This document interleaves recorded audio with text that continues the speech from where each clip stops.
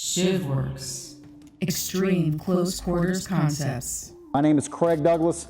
I'm a retired sheriff's deputy from South Mississippi. I did a total of 21 years on the job. The vast majority of that time was spent as a drug cop, a SWAT cop, or both simultaneously. I retired in 2011 to do training full-time. So this is my 8th year of doing training full-time for a living. It's my 17th year of doing training under the ShivWorks brand globally. I teach in 40 states, 11 countries outside of the U.S., 3 branches of the U.S. military, 5 federal agencies. Most of my time as a police officer was spent as a dope cop. Specifically, 11 out of 21 years were spent working narcotics, and 2 of those years, from 1996 to 1998, were spent strictly working in an undercover capacity. That's all I did for that 2-year time period, was mainly buy drugs. This is the crack cocaine heyday, so a lot of short, quick, multiple times a day buying crack. Did that quite a bit.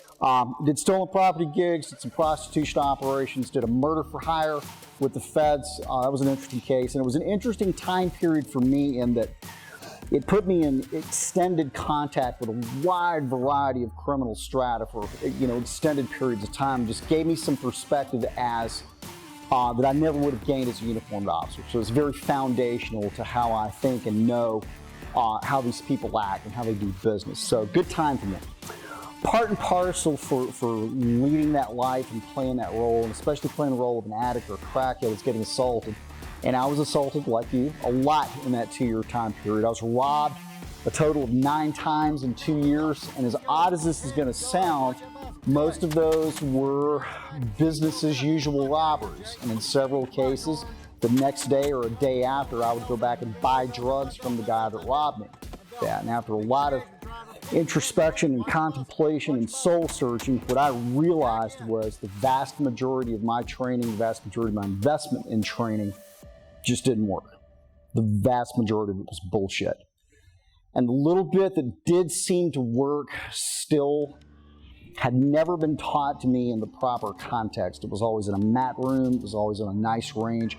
It was never in a car with a snitch trying to make a dope buy when things blew up in my face.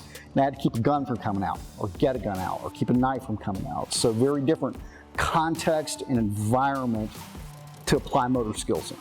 I discarded the vast majority of what I'd been training in and what I thought I knew, and sort of tried to re-engineer the rest. And this was also around the time that the UFC is about 5 years old, late 1998.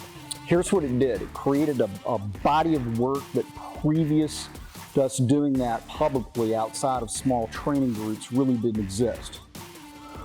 And it was probably within maybe a year and a half or 2 after that I came to the realization that combat sports, specifically Greco-Roman wrestling and Brazilian Jiu-Jitsu, were real efficient pathways to get to the end states that we had figured out organically as far as what worked and what didn't in Fight Club. So the first formal course I did was 2003, okay?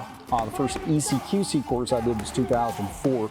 So the course is 15 years old at this point. It's pretty mature at this point. So taking a 10,000-foot view of criminal assault and thinking really what this is about: unequal initiative, unproportional armament, extreme close range, more than one guy, and then finally the presence of weapons. Here's what I would ask you as a serious group of self-defense practitioners, and I know you're serious because you're in this class. Historically and typically, do we train our empty hand skill sets, our contact weapons skill sets, and our firearm skill sets under those conditions, yes or no?